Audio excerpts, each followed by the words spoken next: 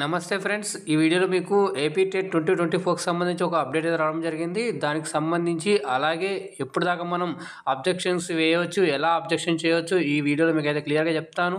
దానికి సంబంధించి TET results ఎప్పుడు రావచ్చు అని కూడా ఈ వీడియోలో మీకు చెప్తాను. ఇప్పుడు మీరైతే చివరి దాకా చూడండి, స్కిప్ చేయకుండా, అప్పుడే మీకు ప్రతిదీ కూడా ఇక్కడ అర్థమవుతుంది. ఇక్కడ మీరు చూసినట్లయితే ఏపీ టెట్ వెబ్సైట్ అనేది ఇలా ఉంటుంది. మీకు అందరికి తెలిసిన విషయం, ఇప్పుడు దాకా చూసేమని ఉంటారు. అయితే చాలా మందికి కూడా ఎవరైతే పేపర్ 1 అయితే రాశారో ఎస్జిటి పోస్టులకు కానివ్వండి, 27 ఫిబ్రవరి నుంచి ఎవరైతే రాశారో ఎగ్జామ్స్, వాళ్ళకి సంబంధించి రెస్పాన్స్ షీట్స్ అన్నీ కూడా రావడం అయితే జరిగింది. అలాగే దీంట్లో ఏంటంటే ఇప్పటి వరకు అంటే మార్చి 6 వరకు వివిధ సెషన్లలో రాసినటువంటి ఎవరైతే అభ్యర్థులు ఉన్నారో వాళ్ళందరికీ కూడా ఇవాళ అంటే పొద్దున వరకు కూడా ఈ అప్డేట్ ఏం లేకుండానండి. కొద్దిసేపటి క్రితం అయితే వెబ్సైట్ని అప్డేట్ చేయడం జరిగింది. మీకు అందరికి తెలిసిన విషయమే, ఎవరైతే ఇంతకుముందు సెర్చ్ చేసి చూసుకుంటున్నారో వాళ్ళకంతా ఐడియా ఉంటుంది. ఇక్కడ మీరు చూస్తున్నట్లయితే క్వశ్చన్ పేపర్స్ అండ్ కీస్ అని చెప్పేసి ఉంది కదా, దాని మీద క్లిక్ చేయండి. క్లిక్ చేయగానే మనకు పేపర్స్ అనేవి అన్నీ ఇక్కడ డిస్ప్లే అవుతూ ఉంటాయి.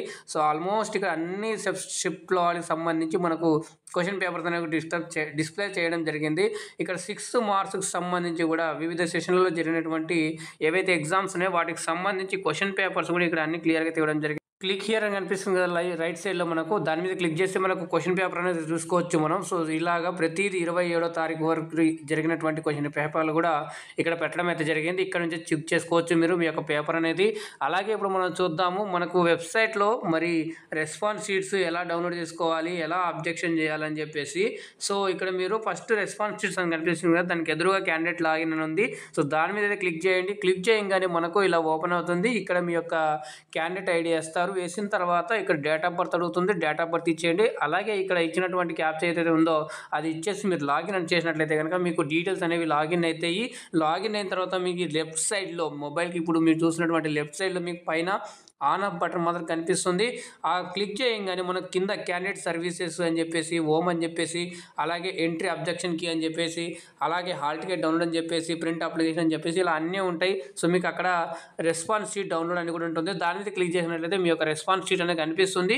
పైన రైట్ సైడ్లో మీకు ప్రింట్ అనేది ఉంటుంది గ్రీన్ కలర్లో. దాని మీద క్లిక్ చేసినట్లయితే మీరు ఆ అప్లికేషన్ అదే మీరైతే రెస్పాన్స్ షీట్ ఏదైతే ఉందో అది మీరు అక్కడ నుంచి డౌన్లోడ్ చేసేసుకొని మీకు ఎన్ని మార్కులు వచ్చాయో కూడా చెక్ చేసుకోవచ్చు. మరి ఇప్పుడు దానికి సంబంధించి ఇప్పుడు ఫైనల్ ఆన్సర్కి ఎప్పుడు రావచ్చు, అలాగే ఫైనల్ రిజల్ట్ అనేది ఎప్పుడు రావచ్చు, అలాగే అబ్జెక్షన్కి ఎప్పుడు దాకా మీరు చేయొచ్చు అన్నట్లయితే కనుక సో ఇది కొద్దిసేపటి క్రితమే అప్డేట్ చేయడం జరిగింది కాబట్టి సో మనకు అబ్జెక్ట్ చేసుకునే దానికి ఇంకా కొంత సమయం అనేది ఉంటుంది.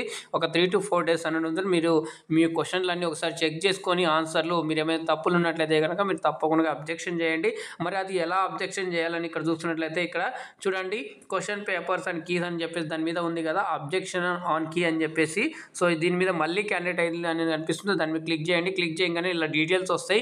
డీటెయిల్స్ రాగానే మనకు దాంట్లో అబ్జెక్షన్స్ కీ అని చెప్పేసి ఇందాక నేను చెప్పాను కదా, సో రెస్పాన్స్ షీట్ డౌన్లోడ్ అని చెప్పేసి దాని కింద అబ్జెక్షన్ కీ ఎంట్రీ అనే ఆప్షన్ కనిపిస్తుంది. ఆ అబ్జెక్షన్ కీ మీద క్లిక్ చేసినట్లయితే మీకు అక్కడ ఇలా ఓపెన్ అవుతుంది కదా, క్యాండిడేట్ ఐడి, హాల్ టికెట్, ఇది డేట్ ఆఫ్ బర్త్ అని చెప్పేసి. సో ఇలాగే మీకు అక్కడ డిస్ప్లే అవుతుందండి. ఏమని అంటే so question paper question number కానివ్వండి, అలాగే ఏ దానికి సంబంధించింది అనేది అక్కడ క్లియర్గా అడుగుతుంది. దాని తర్వాత మీకు లాగిన్ అవుతుంది. ఏదో మీరు ఒకటి కంటే ఇంకా 2గా చేయాలనుకున్నట్లయితే మీరు అక్కడ యాడ్ అని చెప్పేసి ఉంటుంది. ఆ యాడ్ అని క్లిక్ చేసినట్లయితే మళ్ళీ క్వశ్చన్ అనేది సెలెక్ట్ చేసుకోవచ్చు. దానికి మీరు ఏ ఆప్షన్ కరెక్ట్ అనుకుంటున్నారు, రాంగ్ ఏ ఆప్షన్ ఏందో అది పెట్టేసి ఏ ఆప్షన్ కరెక్ట్ అనుకుంటున్నారో అది చేసేసి దాని తర్వాత రైట్ సైడ్లో మీరు ఆ ఆప్షన్ కరెక్ట్ అనడానికి ఒక ప్రూఫ్ లాంటిది అక్కడ మీరు టైప్ చేసి ఒక మ్యాటర్ కొంత చిన్నగా సో మీరు కింద సబ్మిట్ అని చేసినట్లయితే మీ యొక్క అబ్జెక్షన్ అనేది సబ్మిట్ అయిపోతుంది. మరి ఇప్పుడు దీని గురించి మనం మాట్లాడుకున్నట్లయితే ఆన్సర్ రిజల్ట్స్ ఎప్పుడు రావచ్చు అని చెప్పేసి సో మనకు ఇంతకుముందు షెడ్యూల్ ప్రకారంగా అయితే 14-15 మార్చ్లో మనకు రిజల్ట్స్ అనేవి వస్తాయని చెప్పేసి మాట్లాడుకున్నాం. అయితే ఈ తరుణంలో దీని గురించి ఇప్పుడు మాట్లాడుకున్నట్లయితే రిజల్ట్స్ ఇంకొంత సమయం పట్టేటట్టుగా ఉంది కాబట్టి మనం ఈ రిజల్ట్స్ సంబంధించి అంటే దీనికి సంబంధించి నార్మలైజేషన్ ప్రాసెస్ కూడా చేయాలి కాబట్టి సో ఈ నార్మలైజేషన్ ప్రాసెస్ కొంచెం టైం పడుతుంది. అన్ని షిఫ్ట్ల వారికి చేయాలి కాబట్టి సో కొంచెం టైం పట్టే అవకాశం ఉంది. కాబట్టి మనం ఈ రిజల్ట్స్ని మనం 20th మార్చ్ వరకు అయితే ఎక్స్పెక్ట్ చేయొచ్చు. సో దానికి సంబంధించి అప్డేట్స్ ఏమైనా వచ్చినప్పుడు మీకు తప్పకుండా మీకు అప్డేట్ చేస్తాను. ఇప్పటివరకు మీకు లైక్ చేయకుంటే లైక్ చేయండి, అలాగే వీడియోని షేర్ చేయండి. మీకు ఏమైనా డౌట్స్ ఇంకా ఏమైనా సందేహాలు ఏమైనా ఉంటే మీరు కింద కామెంట్ చేయండి, నేను తప్పకుండా రిప్లై ఇస్తాను. ఫస్ట్ టైం ఛానల్ విజిట్ చేసినట్లయితే ఛానల్ సబ్స్క్రైబ్ చేసుకొని పక్కన గంట సింబల్లోకి ఆల్ అని సెలెక్ట్ చేసుకోండి. అప్పుడే నేను చేసే ప్రతి ఒక్క అప్డేట్ కూడా మీకు మొదటగా నోటిఫికేషన్ రూమ్లో అయితే వస్తుందండి. So move forward with positive vibrations అండి. సో మీకు మంచి స్కోర్ రావాలని ఆశిస్తున్నాను. ఎందుకంటే దగ్గరలోనే డిఎస్సి ప్రిపరేషన్ ఉంది. సో డిఎస్సి ఎగ్జామ్ కూడా ఉంది కాబట్టి కొంత పోస్ట్ పోన్ అయినా కూడా 4 వారాల సమయం అని చెప్పేసి అయినా కూడా మనం ఎప్పటికైనా కూడా సిద్ధంగా ఉండేటట్టు ఉండాలి. సో ఈ సమయం ఏదైతే మనకు దొరికిందో ఇది ఒక అమృత సమయంగా భావించి మన యొక్క ప్రిపరేషన్ అనేది ఇంకా బాగా కొనసాగించాలని కోరుకుంటున్నాను. సో అలాగే ఇక్కడ మనం చూసుకున్నట్లయితే మీకు ఎన్ని మార్కులు వచ్చాయో, మీకు ఎన్నో వస్తున్నాయో, మీకు ఏమైనా ప్రాబ్లం ఉంటే కింద కామెంట్ సెక్షన్ కామెంట్ చేయండి. దాన్ని తప్పకుండా నేను రిప్లై ఇస్తాను. సో మీరు జాగ్రత్తగా ఉండండి, సురక్షితంగా ఉండండి.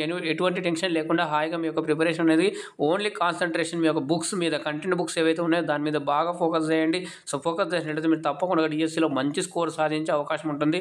సో మీకు దానికి అన్ని సహాయ సహకారాలు మీకు అందించి మీ డిఎస్సిలో కూడా మంచి స్కోర్ సాధించి ఒక జాబ్ సాధించాలని కోరుకుంటున్నాను. సో మళ్ళీ కలుద్దాం మరొక అప్డేట్ వీడియోతో. అందాక ధన్యవాదాలు. జై హింద్.